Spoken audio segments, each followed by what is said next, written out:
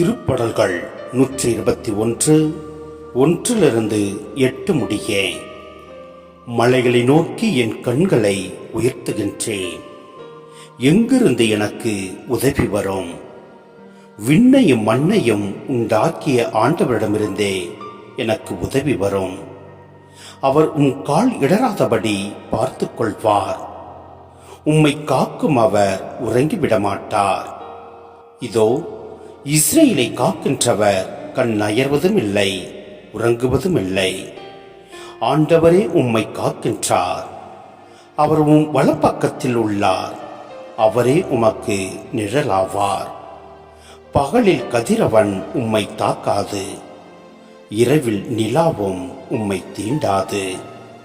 ஆண்டவர் உம்மை எல்லா தீமை நின்றும் பாதுகாப்பார். அவர் உம் உயிரை காத்திடுவார். நீர் போகும்போதும் உள்ளே வரும்போதும் இப்போதும் எப்போதும் ஆண்டவர் உம்மை காத்தருள்வார்.